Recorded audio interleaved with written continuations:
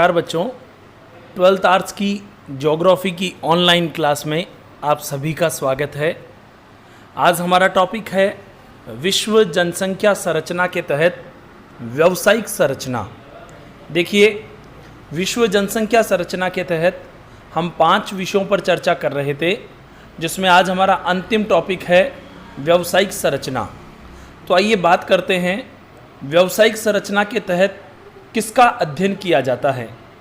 तो व्यावसायिक संरचना के तहत कुल जनसंख्या में कार्यरत जनसंख्या के विभिन्न व्यवसायों का अध्ययन किया जाता है। अर्थात किसी क्षेत्र, किसी राज्य, किसी देश की जो कुल जनसंख्या होगी, उस कुल जनसंख्या में कार्यरत जनसंख्या जितनी होगी उसका अध्ययन किया जाएगा। अब यहाँ बात करें कि कार्यरत जनसंख्या कौन सी होती है, तो हम कह सकते हैं कि व्यावसायिक कार्यों से जुड़ी जनसंख्या को सक्रिय जनसंख्या या कार्यशील जनसंख्या या कार्यरत जनसंख्या कहा जा सकता है। अर्थात कल हमारे वीडियो में चर्चा हमने की थी, जिसमें आयु वर्ग के आधार पर हमने 3 वर्ग बांटे थे। उसमें हमारा वयस्क आयु वर्ग जो था, जिसमें 15 वर्ष से 64 वर्ष तक के लोगों को हमने शामिल किया था, जहां 15 से 34 वर्ष के लोगों को हमने युवा वर्ग और 35 से 64 वर्ष के लोगों को हमने प्रौढ़ वर्ग में शामिल किया था।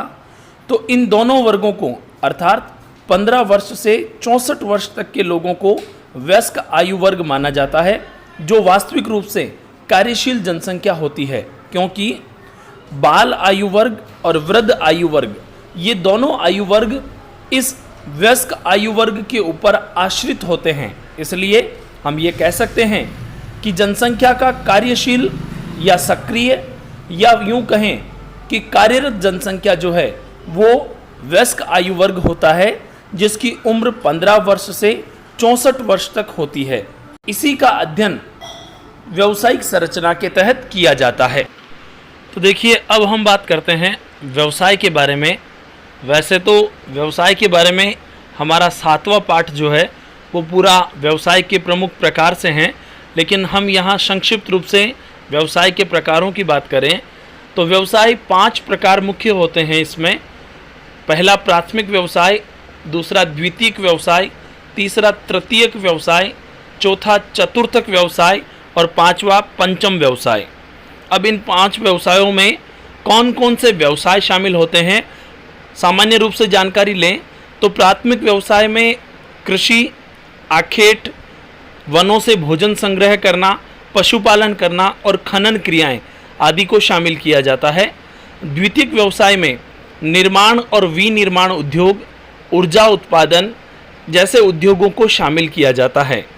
तृतीयक व्यवसाय में सेवा से संबंधित सभी कार्य जैसे परिवहन, व्यापार, संचार, मनोरंजन, बैंक, बीमा इत्यादि सेवाएं तृतीयक व्यवसाय में आती है। चतुर्थक व्यवसाय में सूचना, शोध, प्रबंधन, शिक्षा, स्वास्थ्य एवं सुरक्षा से जुड़े क्रियाकलाप शामिल किए जाते हैं।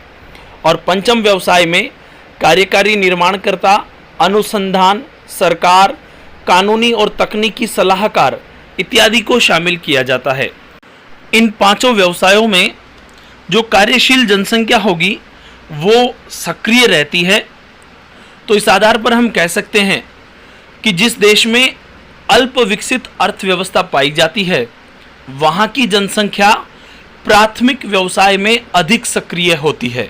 और अभी हमने चर्चा की, प्राथमिक व्यवसाय में ऐसे सभी व्यवसाय आते हैं जो कृषि से, आखेट से, पशुपालन, खनन और वनों से भोजन संग्रह करने जैसे कार्यों में शामिल होते हैं।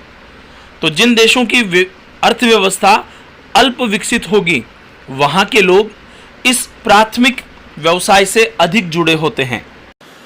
और यदि बात करें विकासशील देशों की और विकसित होती अर्थव्यवस्थाओं की, तो इन देशों में द्वितीयक एवं तृतीयक व्यवसायों में जनसंख्या अधिक सक्रिय रहती है। वहीं अति विकसित एवं औद्योगिकीकृत देशों में तृतीयक एवं चतुर्थक व्यवसायों में वहाँ की जनसंख्या अधिक सक्रिय रहती है। अब जैसे हम बात करें संयुक्त राज्य अमेरिका और पश्चिमी यूरोपीय देशों में, तो इन देशों में 60 से 70% जनसंख्या जो है वो तृतीयक व्यवसाय से जुड़ी होती है। तो बच्चों, आज की वीडियो में बस इतना ही। जनसंख्या की व्यावसायिक संरचना के बारे में आज हमने चर्चा की है। स्क्रीन पर आपको जितने भी नोट्स दिख रहे हैं, आप इनको अपनी कॉपी में लिखकर अपने नोट्स तैयार करेंगे।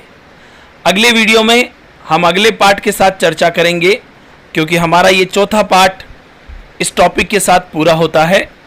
तो हमारे अगले वीडियो का इंतज़ार करें और तब तक पढ़ते रहें, आगे बढ़ते रहें। Thank you.